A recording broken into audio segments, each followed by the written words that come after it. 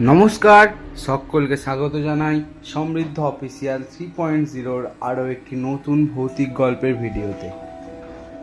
আজ আমি যে গল্পটি আপনাদের শোনাতে চলেছি সেটির নাম হলো রঞ্জার ডায়েনি। সবাই কানে হেডফোন লাগিয়ে বসে পড়ুন গল্পটিকে ভালোভাবে অনুভব করার জন্য। আশা করছি আমার সকল ভিডিওগুলি আপনাদের সবার পছন্দ হচ্ছে, তাই যারা যারা আমার ভিডিওটিকে লাইক করছেন না লাইক করুন এবং চ্যানেলটাকে সাবস্ক্রাইব করুন। তা আমি গল্পটি এখান থেকে আবার শুরু করলাম। একটা সময় ছিল যখন পশ্চিম মেদিনীপুরের প্রত্যন্ত গ্রাম সীতাপুরে সূর্যাস্তের পর কেউ ঘর থেকে বাইরে বের হতো না। গ্রামটি সবুজে ঘেরা হলেও একটা চাপা ভয় সবসময় গ্রামের বাতাসে মিশে থাকত।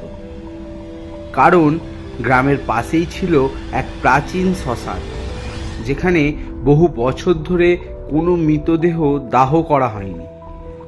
স্থানীয়দের বিশ্বাস ছিল সেই শ্মশানে একটি প্রাচীন বটগাছে এক ডাইনি বাস করে, যার নাম রঞ্জার ডাইনি। রঞ্জা ছিল তার সময়ের এক কুখ্যাত জাদুকর, যাকে তার নিজের গ্রাম থেকে বিতাড়িত করা হয়েছিল। সে নাকি তার কালো জাদু দিয়ে গ্রামের শিশুদের অপহরণ করত এবং তাদের রক্ত পান করত। গ্রামের সবথেকে সাহসী যুবক ছিল জয়ন্ত। সে এসব ভূত প্রেতে বিশ্বাস করত না। সে প্রায়ই বন্ধুদের বলতো, এসব মনের ভুল, আর এইসব কিচ্ছু নয়। আমি এক রাতে শ্মশানে গিয়ে দেখব কি আছে ওখানে। তার বন্ধুরা তাকে বারণ করত, কিন্তু জয়ন্ত তার সিদ্ধান্তে অটল ছিল। এক পূর্ণিমার রাতে জয়ন্ত তার এক বন্ধুকে নিয়ে শ্মশানের দিকে রওনা দিল। শ্মশানের বটগাছের কাছে পৌঁছাতেই তারা অনুভব করলো এক অদ্ভুত ঠান্ডা বাতাস যেন হঠাৎ স্থির হয়ে গেছে। জয়ন্ত দেখল গাছের মগডালে একটা লম্বা হাড় জিরজিরে ছায়া। ছায়াটা হঠাৎই নিচে নেমে এলো, যেন ধোঁয়ার মতো মিশে যাচ্ছে মাটিতে। জয়ন্ত তার বন্ধুকে বলল, দেখ, আমি বলেছিলাম তো ওটা শুধু একটা গাছের ছায়া। কিন্তু তার বন্ধু ভয়ে কাঁপতে কাঁপতে বলল, না, ওটা রঞ্জা। আমি তার চোখের লালচে আভা দেখেছি। হঠাৎই বটগাছের পাশ থেকে একটা বিকট হাসি শোনা গেল। জয়ন্ত তার বন্ধু চমকে গেল। তারা দেখল এক বৃদ্ধা তাদের দিকে এগিয়ে আসছে। তার সাদা চুল এলোমেলো আর তার চোখ দুটো যেন আগুন জ্বলছে। সে তাদের দিকে আঙুল তুলে বলল, তোরা এখানে কি করছিস? তোদের সাহস হয় কি করে আমার রাজ্যে আসার? জয়ন্ত তার বন্ধুকে নিয়ে দ্রুত শ্মশান ছেড়ে দৌড়াতে লাগলো। কিন্তু তাদের মনে হলো তাদের পেছনে কেউ দৌড়াচ্ছে।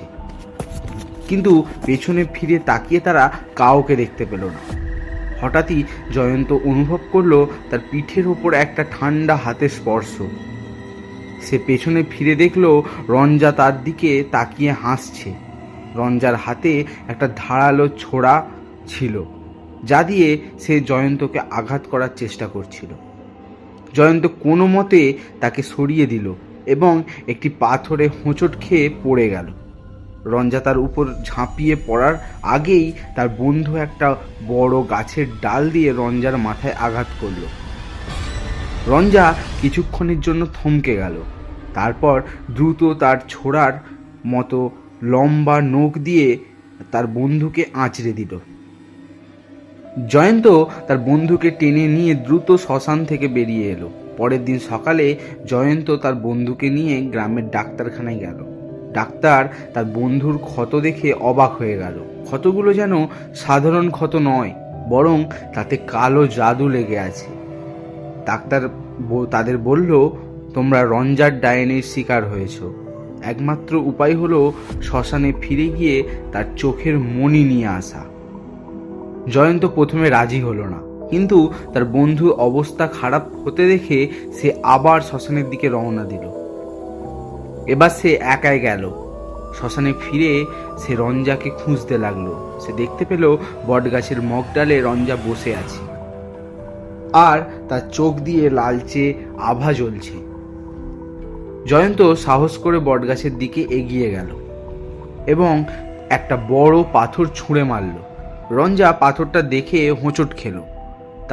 আর তখনই জয়ন্ত পাথরটা দেখে হোঁচট খাওয়ার পরে একটা দ্রুত আঘাত করে তার চোখের মণি নিয়ে বেরিয়ে এলো।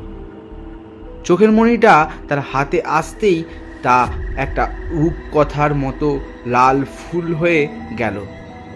জয়ন্ত দ্রুত ফুলটা নিয়ে গ্রামে ফিরে এলো। সেই লাল ফুল দিয়ে জয়ন্ত তার বন্ধুর ক্ষত সারিয়ে তুলল। সেই থেকে গ্রামের মানুষজন আর রঞ্জার ডাইনির ভয়ে ভীত হয় না, কারণ তারা জানে সাহসের কাছে ভূত প্রেত কিছুই নয়। আর জয়ন্তও বুঝতে পারল সাহস শুধু লড়াই করার নয়, বরং ভয়কে জয় করারও। তাই এই ছিল আমাদের একটি ছোট্ট ভৌতিক গল্প। সকলেই পছন্দ হয়েছে যাদের, সকলেই কেমন লাগলো গল্পটি সেটার জন্য একটি কমেন্ট করে দিন। আর আমার ভিডিওটিকে একটি লাইক করে চ্যানেলটাকে সাবস্ক্রাইব করে বেল আইকনটাকে অলে প্রেস করে দিন, যাতে আমার শেয়ার করা প্রত্যেকটি গল্পের নোটিফিকেশান আপনার কাছে আগে পৌঁছাতে পারে। তা এই ছিল আমাদের এই গল্প আজকের জন্য। এই পর্যন্তই, দেখা হচ্ছে আবার পরের কোনো একটি ভৌতিক গল্পের ভিডিওতে।